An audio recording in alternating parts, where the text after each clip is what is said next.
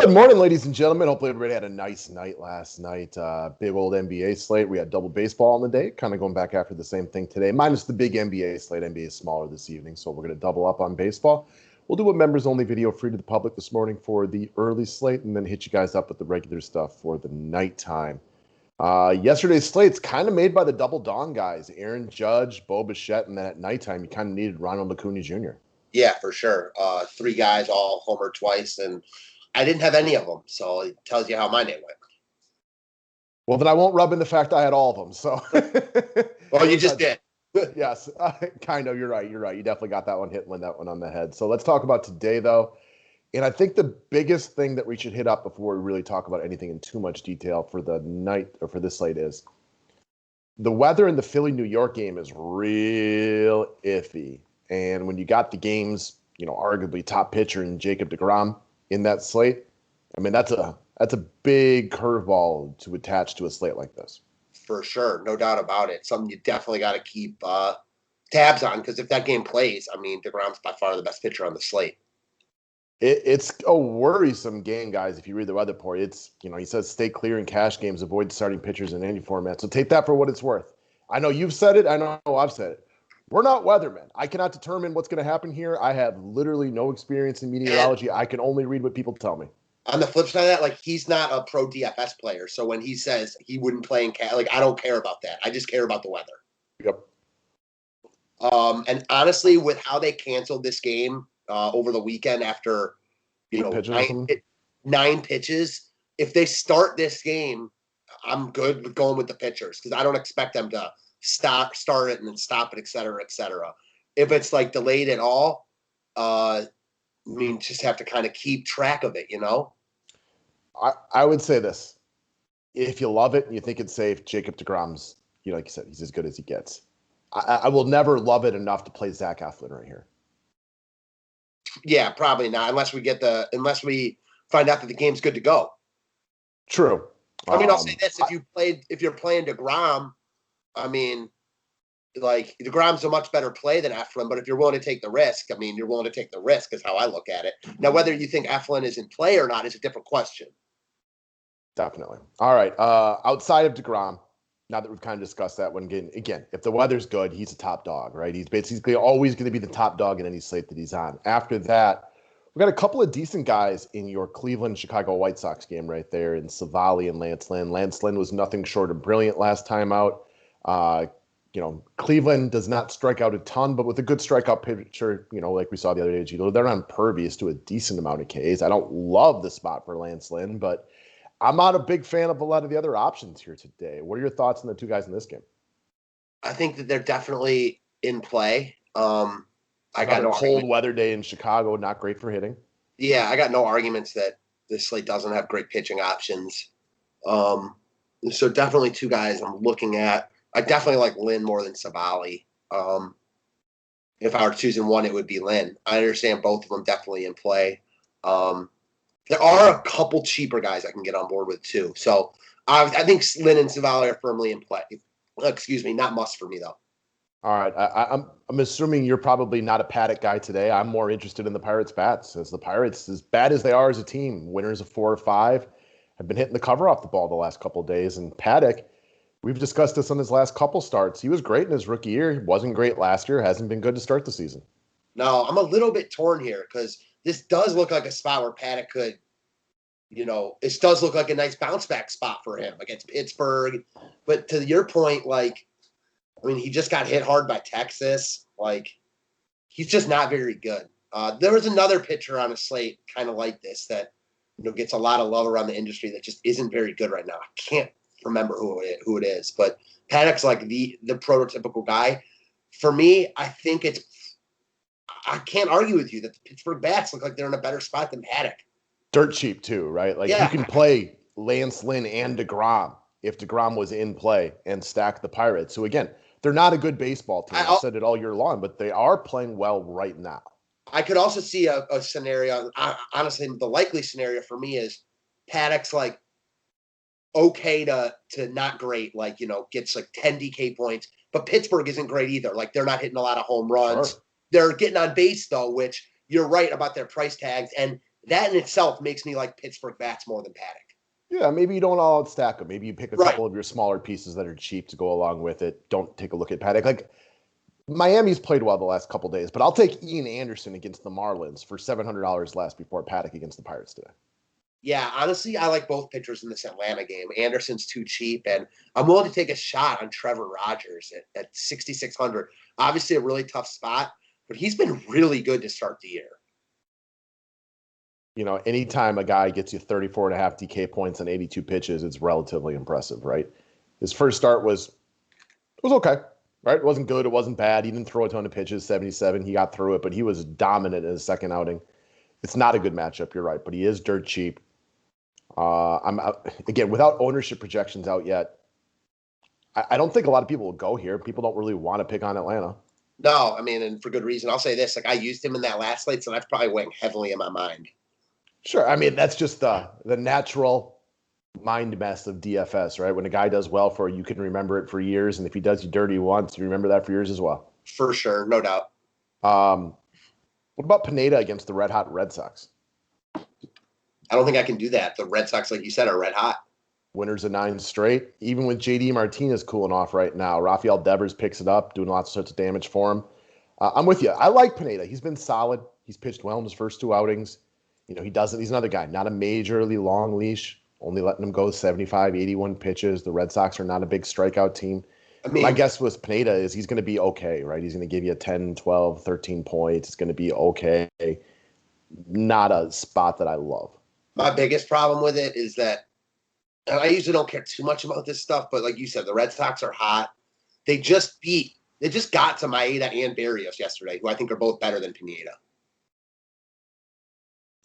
Can't argue that. Well, one, because factually true, and the other one, I can say that Pineda might be on their level, but he's better than them. So, yeah, no arguments here. Well, that doesn't mean, and it also doesn't mean that Pineda couldn't pitch well today. Like, just because those guys didn't pitch well doesn't mean that Pineda won't. But, like, I don't know. I think that I'd rather take a shot on Rogers. Yeah. Momentum in baseball, being an everyday sport, is different than a lot of other sports. And when a team is playing well, like Boston right now, it's possible they could get cold today, but I don't really want to go after it with a guy that I'm at best lukewarm on to begin with. Yeah, and like, you know, we've talked about it a lot, even last year when they weren't very good at all. The middle of their lineup, it was always very potent. Definitely. All right. Well, then we also take another look at what about Mitchie Keller against the San Diego team that, again, without Tatis, Machado hasn't exactly been tearing the cover off the ball to start the year. He is an upside pitcher. He's been okay to start the season. Not so great in his first start, pretty good in his second one. Padres, again, I don't want to go after him, but our options are very blah today.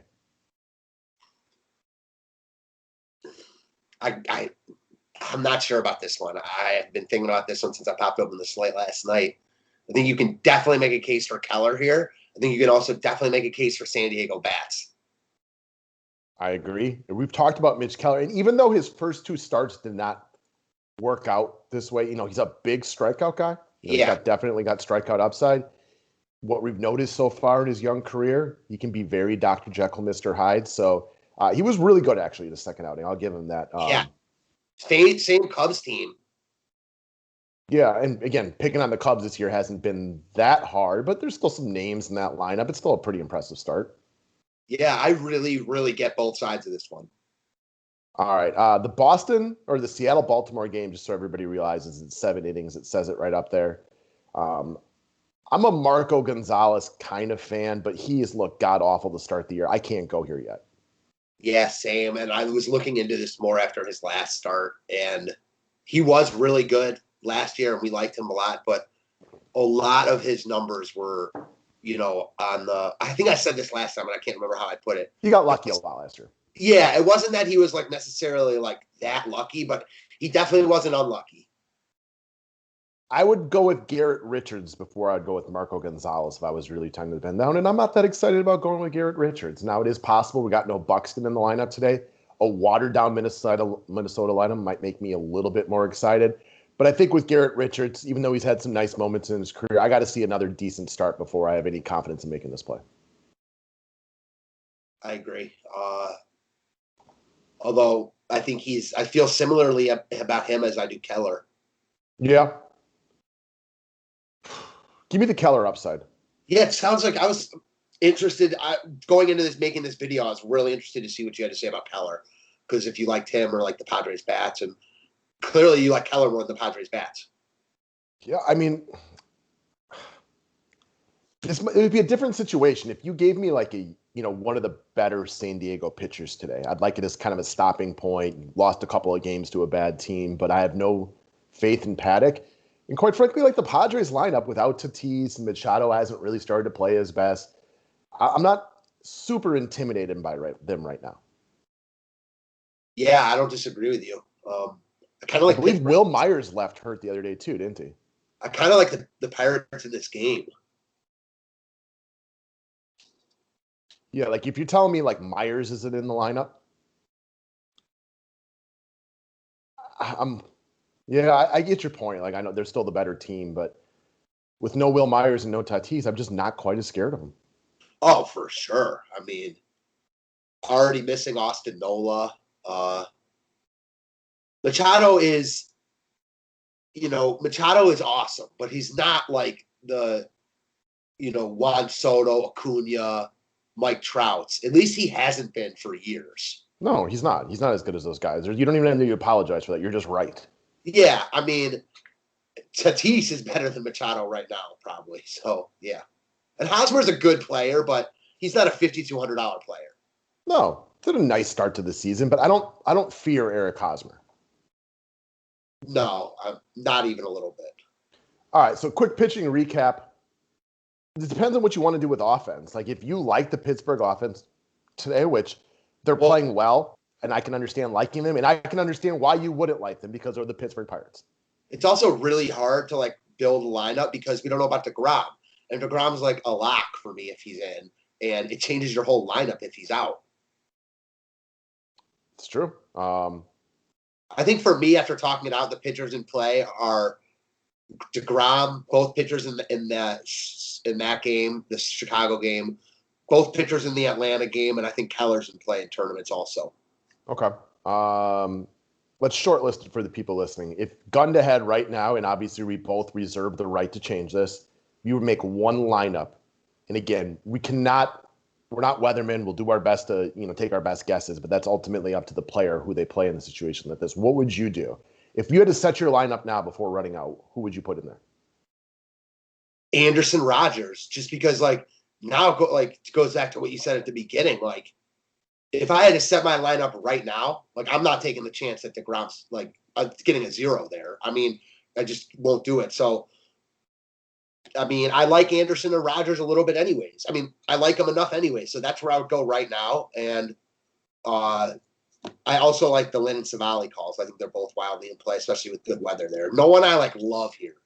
No, there's nobody I love here again today. I like Lance Lynn because I feel like I'm going to get at least 14, 15 points out of him with upside for more. But this isn't a spot where like yesterday when you played Corbin Burns in every lineup, you felt very confident you were getting good points out of him. I don't feel that way about Lance Lynn, but he is, to me, the guy I trust most to have both the floor and the ceiling today that I need. It sounds like you like Lance Lynn a little more than me. I like Ian Anderson a little more than you. Yeah, and Miami's been good the last couple of days, guys, but Ian Anderson is better than the Miami Marlins. Even bad teams like Miami will have nice days. That said, Anderson has not been great this year at all. I've used him both his starts. They both came against Philly, so not great matchups, but he has not been great at all. He was not very good last time out. But if I told you he would get somewhere in between these two starts, I would consider him today at 8K. Yeah, he's very affordable too. That's the other thing. I mean, you look at that first start, 9,800, and he was solid. He's 2K cheaper now. So, yeah, I agree with you. He could be 9K on this slate and be in play for me. There's no reason he should be less than Paddock as far as I'm concerned. And again, the Marlins put up 6 yesterday, 14 the day before. I mean, and then 0, 2, and 3 the day before that. It's been a nice couple of days, but I'm not going to fade a guy based on 2 good days by a less than stellar offense. No, but I'll say this, on that same note, Like, I think Miami's offense is in place similarly to Pittsburgh's, that way you put it. Like, very similarly. I think Anderson's better than Paddock, but he hasn't been great this year. And I do think Miami's better than Pittsburgh, so it is pretty similar. Yeah, I mean, Pittsburgh's been really good the last 5 days, but I still think they're the worst offense in baseball. Yeah, I think Miami is substantially better than Pittsburgh on offense at the end of the day. I mean, quite honestly, like, I thought they were anyways, and then really Pittsburgh gave Miami their best hitter in Starling Marte. And when your Starling Marte is the best hitter between these two teams getting passed around, that should tell you a lot. Yeah, for sure. So, okay, I think gun to head. Ooh, one off. Just want to call it before you go that, because it goes with your Pittsburgh stack that I like a lot. Gregory Polanco. Yep, super cheap, had a big night last night, and even though his career never amounted to what they had hoped, he still has power and speed. Definitely. I mean, he's a guy that at any given year, like, would it be shocking if he was Pittsburgh's all-star this year? No. Are they still required to have an all-star in each team? Yes. No, I think they're just going to give an honorary spot to Barry Bonds this year then. All right. Offensively, anybody you're super digging on today? I don't have anybody that I love today. Like, again, the Pittsburgh play is simply they're hot and they're cheap, but I will never love Pittsburgh Pirates offense. Same. I'm a little intrigued with Seattle, even though I know it is a 7-inning game. And Baltimore. I will say this, though. I'm seeing that Bruce Zimmerman might be pitching for Baltimore because this is a doubleheader. Yep. But I also see Matt Harvey, too. So kind of just we'll say that it's Harvey and Gonzalez right now. And I think you got to at least look at some bats in this game. I know that it's only 7 innings, but, man, I think this might be the best spot for offense on the slate. So you're torn, right? Because these are the pitchers you want to pick on, but the offensive players aren't great, and it's 7 innings. So it's kind of that, which one is going to win out today? Right. I'm very torn. Like, this slate's fun to talk about for an early day slate. Like, it's a 6-gamer, so there's a few games. Man, I'm not sure exactly how to play this. I think you can play it a bunch of different ways. Like, I think you can use these guys as one-offs. I think if you want to stack them, you can stack them and just hope it goes off. The 7-inning game will keep ownership down on it. We do have 6 games to take a look at today, so there are a bunch of other options. Maybe 5. It's possible Philadelphia and New York won't play. So that would, lower that a little bit. So I popped open the slate, and the first thing I thought was Marco Gonzalez versus Matt Harvey. I want some exposure to this. And then I'm like, oh, it's only a 7-inning game. And then I started looking at the individual players. I'm like, I don't really like any of these players on these teams that I really want to get to. I'm a Santander fan, Mitch Haniger fan, but like, I don't look at either of those guys as musts. No, definitely not. I mean, I've been going back and forth on this game since I opened this slate last night because, like, he hasn't been good this year. We talked about it, but I still think you can make a case for Marco Gonzalez. You can. I mean, he's a very mediocre pitcher who's had some nice moments at this level, and there's nothing intimidating about Baltimore's offense, which does strike out a ton. Yeah, exactly. It's a 7-inning game. Like, I mean, like, he's I like the cut of his jib. So if he's pitching well, he'll have a longer leash. Like, I don't know. This game is definitely I can see it working out a bunch of different ways. I'm with you on this one. The other reason I was more into Pittsburgh today than I ever will be is because there wasn't anybody else I really, really liked. And this allowed me to go to a guy like Lance Lynn, who at least I can count on for a floor. I do think there's a good opportunity that today's set of pitchers that you're not getting any crush spots, especially if, assuming DeGrom is not in play. You know what I mean? Like, there's not going to be any 30-point games today. I wouldn't bet on that. I wouldn't bet on there being any. I agree with you for sure. I mean, there could be. Savali could have his best game ever, but I would definitely take the under, and I'd probably even go, I don't think anybody's getting you over 25 today. Well, yeah, I don't disagree with you at all. So, you take that into account. Surprised you don't like the Braves more. Well, I respect Rodgers. And if I'm taking a look at the Braves, one, going to be a slightly watered-down lineup today. Travis d'Arnaud, unlikely to make the lineup day game after a night game, right? He's played a couple days in a row. This is likely a day where he's not going to be in the lineup. So you'll get a really cheap catcher potentially in like Alex Jackson. Yeah, Freeman can hit lefties, but I don't feel the need to spend 5,500 on a guy who's, got the lefty-lefty matchup. Albies is better from the right side. He walked 3 times yesterday, homered the day before. He would be a guy I can get on board with. Um, I mean, Swanson has not had a nice start to the season. And then there's this one dude, Acuna. yeah. He's pretty good. I mean, he is. Man, he might be the best overall player in baseball right now.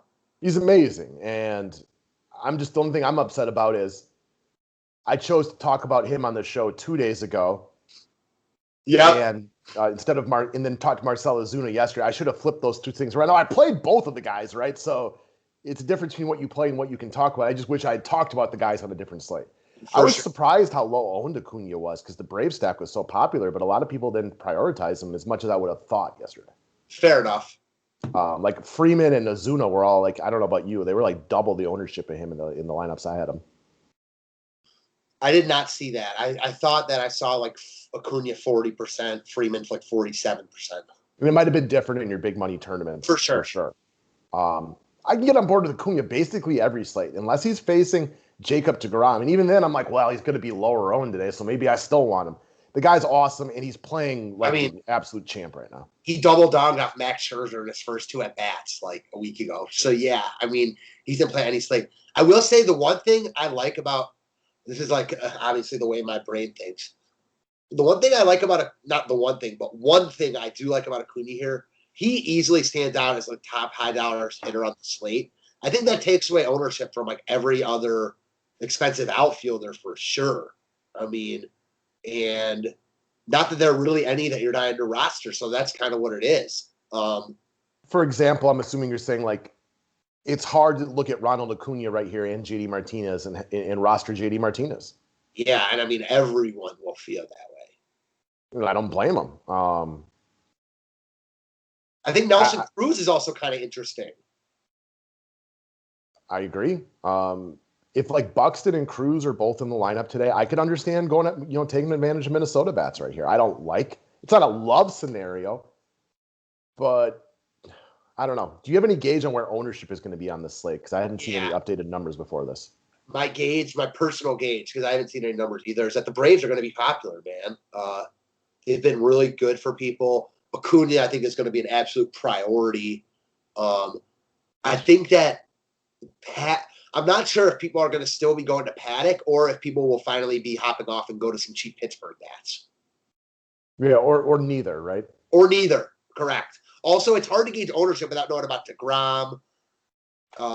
You've got the Baltimore 7-inning game. This is a really spread out slate, I think. As far as the Trevor Rogers versus Atlanta, there's really just kind of surprising because they're in the same division. They haven't really faced them before. I mean, a total of 15 at-bats for the entire team. Very, very low. For sure. Ian Anderson, not a ton of experience against Miami. What it is, I don't know, 34 combined at-bats between the entire team. Not a ton either there. I know Ian Anderson's a younger player, so that's not a shock, but they are division rivals. You thought it could have been a little bit higher.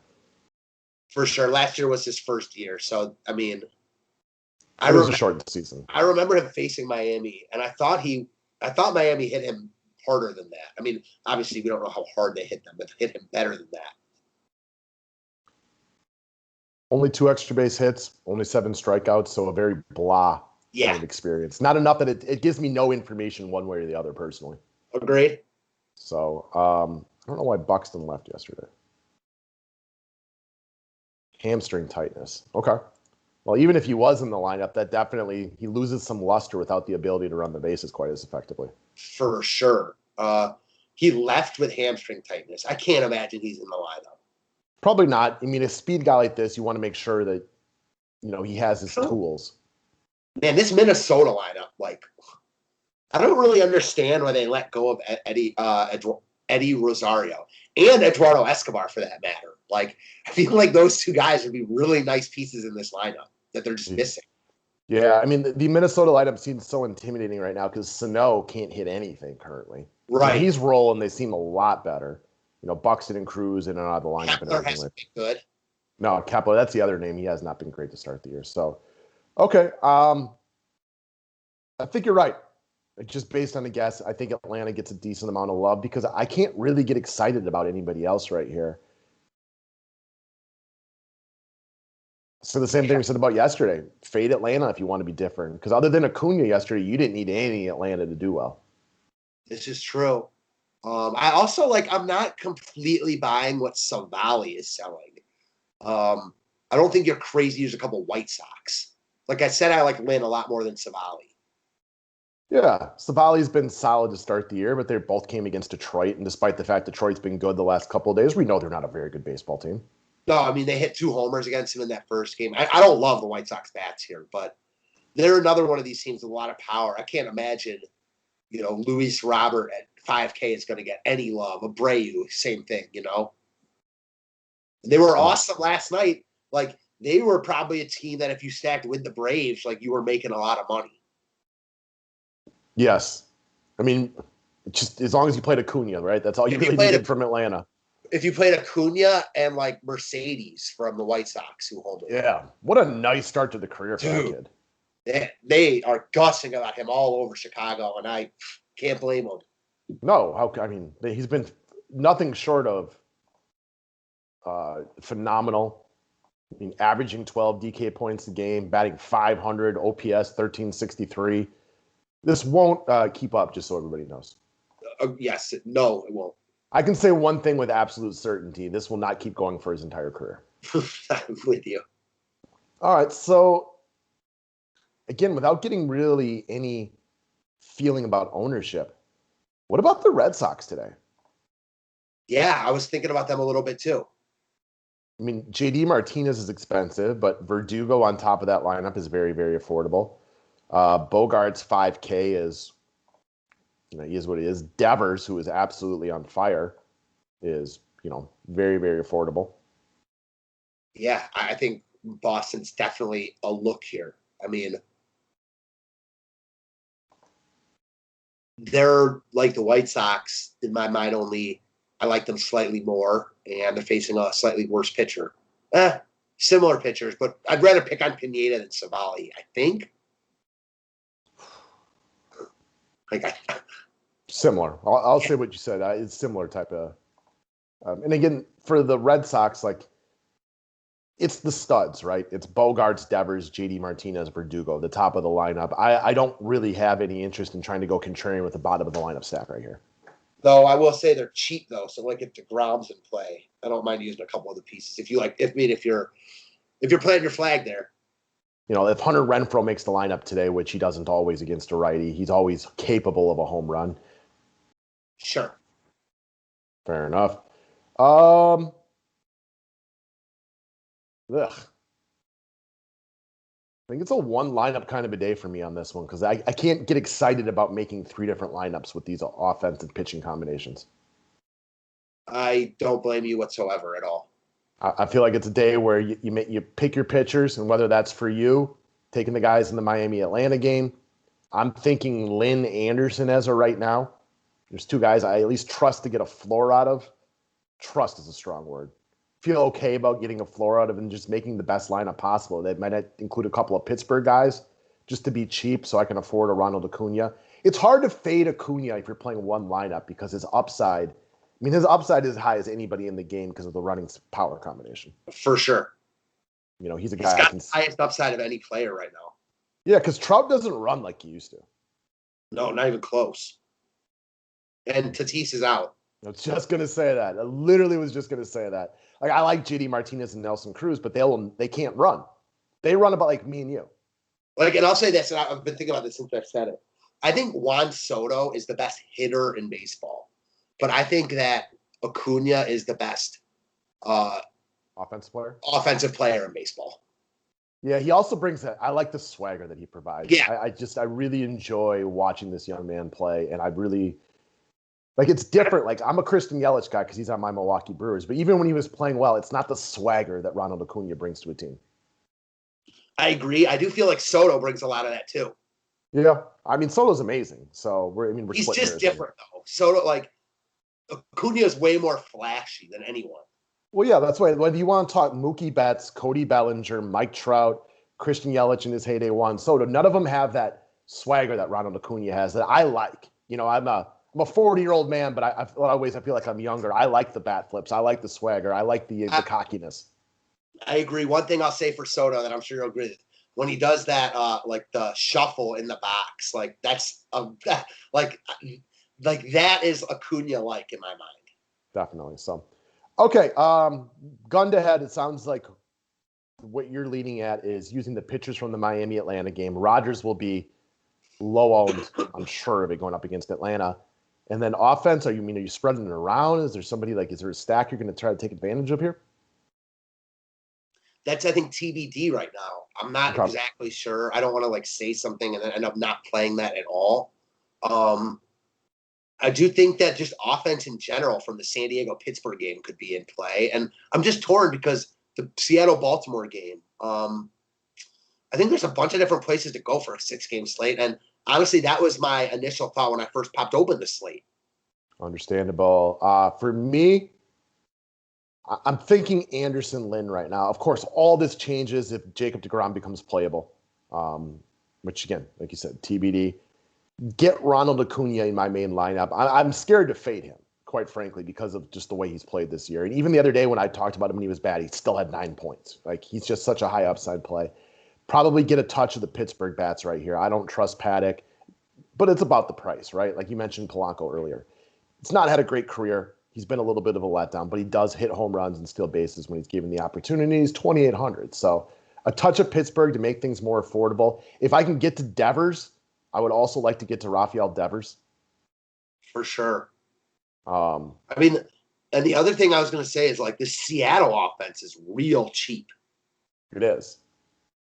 And Matt Harvey is not scary at all. Like a Mitch Money Haniger leading off. Okay. It's off to a nice start. He's a good hitter. Taylor Trammell, who, he's been playing a lot better. And this guy is one of the best prospects in baseball. So, this is no surprise. Alan Trammell's kid, right? No, I'm kidding. Definitely not. Definitely not.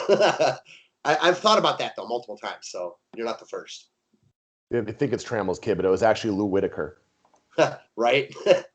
Ty France, Dylan Moore. He is not cheap. Those two guys, Seager's Seager and expensive. Dylan Moore, are not cheap. It's kind of the same thing with Baltimore. The one guy from Baltimore I can get on board with is Santander, who's got big power, but they're not as cheap as you would like.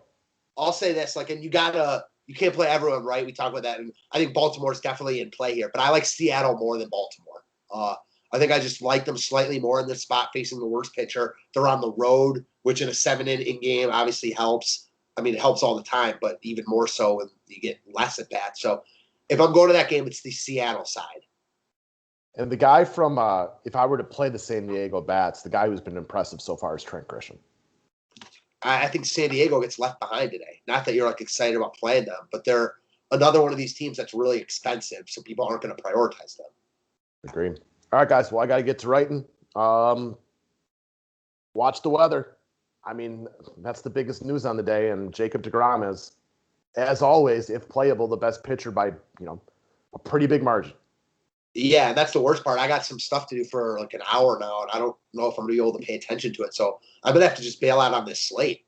That happens. I had to help a buddy move some stuff last night, and I missed an NBA.